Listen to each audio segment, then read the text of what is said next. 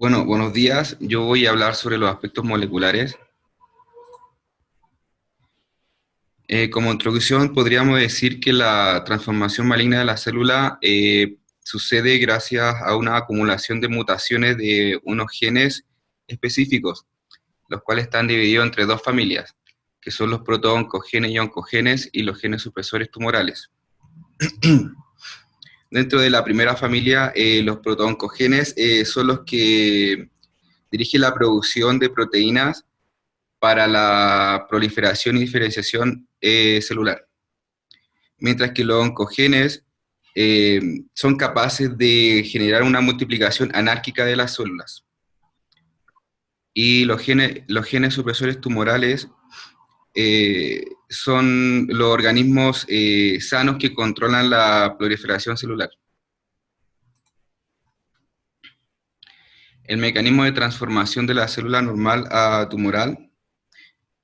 Acá yo tengo una imagen en donde estamos viendo el equilibrio celular o la homeostasis, en la cual en la primera imagen vemos un equilibrio normal, en donde el protooncogen y el gen supresor se entran en el centro y ninguno pasa a través del espacio del uno del otro. Mientras que en la segunda imagen vemos que hay una mutación en el protooncogen, el cual lo activa, generando un empuje con mayor fuerza sobrepasando el gen supresor, y el cual el gen de la mutación deja inactivado este gen y pasa a ser de protooncogen a oncogen. Y así empieza a generar una proliferación celular generando un tumor.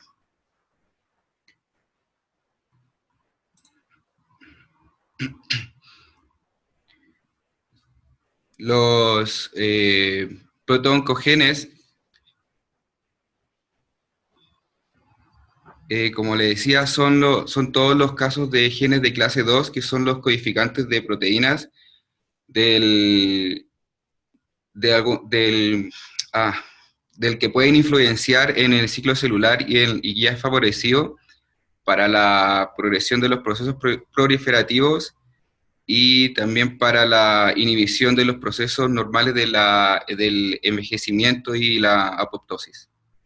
Además tiene como función codificar los factores de crecimiento, codificarlas para receptores de factores de crecimiento, controlar la actividad de los mensajeros intracelulares y codificar las proteínas que actúan a un nivel del núcleo regulando la expresión genética.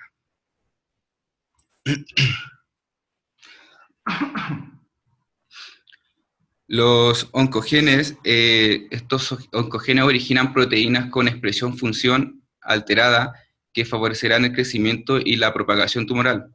Como vemos aquí en la imagen, podemos ver unos genes normales en los cuales tienen una regulación de crecimiento celular normal. Pero al momento de que se genera una mutación, como lo dije en la anterior diapositiva, se rompe el equilibrio celular y hay una proliferación de células, generando una primera mutación.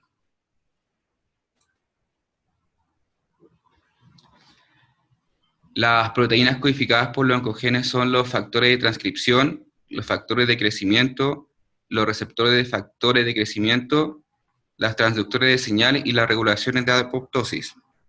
En los factores de transcripción se refiere más que nada al que estos son los que codifican las proteínas que se unen al ADN, lo cual activan otros transcripciones de genes. Y además tienen una estimulación en la replicación del ADN de una forma directa o indirecta. En los factores de crecimiento, ¿cómo se dice? Los factores de crecimiento estos son factores solubles que son secretados generalmente por cierto tipo de células. Estos tienen una activación de señales de amplificación dependientes, el de quinasa, en la cual ellos tienen la activación del ciclo celular y la proliferación. Y en los factores de crecimiento, perdón, los receptores de factores de crecimiento, estos tienen unas codificaciones en la membrana de señales estimuladoras de crecimiento. Los traductores de señal están generalmente directamente relacionados por la proteína RAS, la cual tiene un componente clave ya que tiene muchas rutas de unión a los factores de crecimiento. Y esta tiene una activación de transducción de señales que afectan a la proliferación y diferenciación celular. Y los reguladores de apoptosis, más que nada es una actividad biológica en la cual de los procesos normales de la senescencia, que es el envejecimiento y la muerte celular.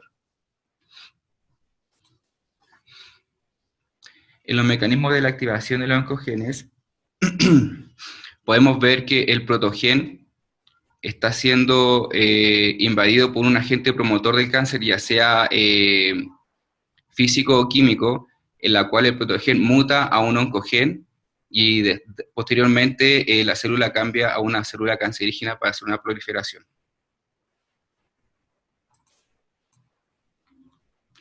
Los mecanismos de activación de los protogenes.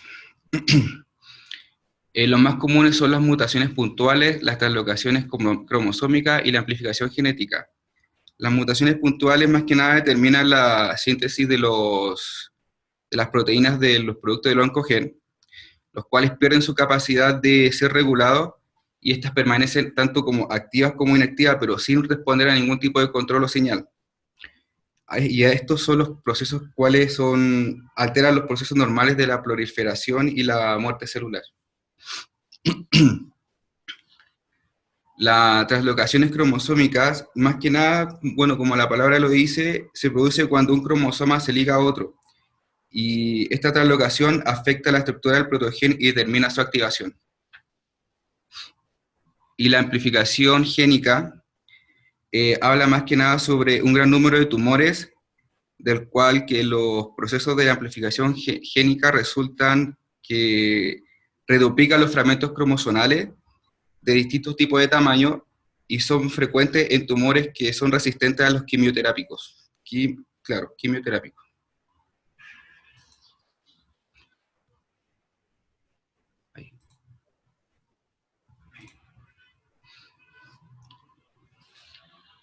Los genes supresores tumorales o GST, esto en su estado normal contribuirán de manera negativa en la progresión, frenando el control de la proliferación celular, función que se encuentra ausente en el cáncer.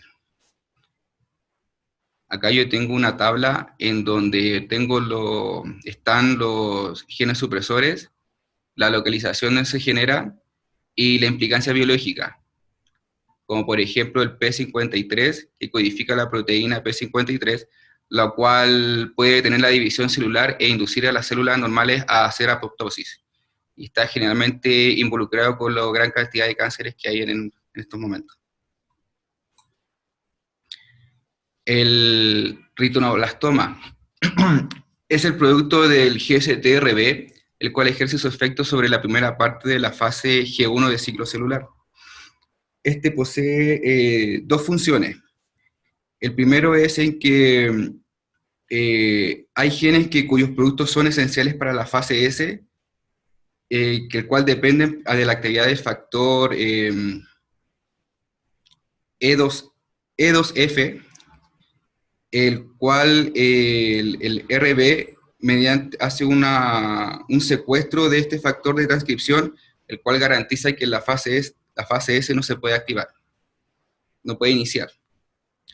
Y en el segundo lugar, la segunda función es que en el complejo ES2F-RB reprime la transcripción de los genes generando una restricción de la fase G1, el cual, donde el RB es fosforilizado por el complejo CDK, y esta fosforilación causa que el E2F por el RB activa los genes cuya función estaba controlada por el mismo complejo.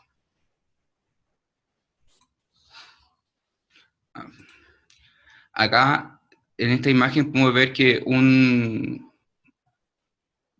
dos alelos están con el gen RB, que se encuentra normal, pero al momento de tener ¿cómo se dice? Una pérdida, una mutación, no tiene un efecto mientras sea en las células somáticas, pero cuando la pérdida de un alelo en las células germinales, se crea un portador del fenotipo salvaje, mientras que cuando pierde tiene las dos mutaciones o pierde los dos alelos, induce a una formación de tumor por las células somáticas.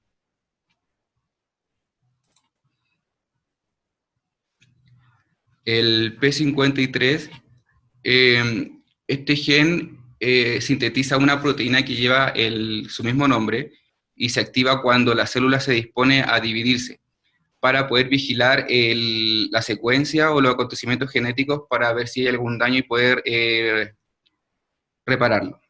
Como vemos aquí, podemos ver aquí que hay un DNA dañado, el cual por medio de esto se activa el ATM, el cual el ATM activa el P53 y dependiendo del daño, el P53, por ejemplo, si es un daño no mayor, puede hacer una transcripción del gen P21, el cual inhibe el complejo CDK-SIC y detiene el proceso celular para hacer reparaciones.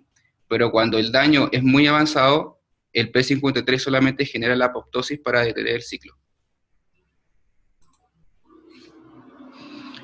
En la herencia del cáncer, más que nada, habla sobre las causas que son las mismas sobre el cáncer somático, pero tiene una diferenciación de la célula, el cual se inicia en tanto germinal o somática, y dentro de las cuales que son más heredables son el cáncer de mamas, que tienen una predisposición de cáncer de ovario, que generalmente está adherida al gen BRCA, BRCA1 y 2, generalmente este. El BRCA1, si no me equivoco, es mama y ovario, y el BRCA2 es solo mama. Y eso sería todo, doctor. Ya, muy bien.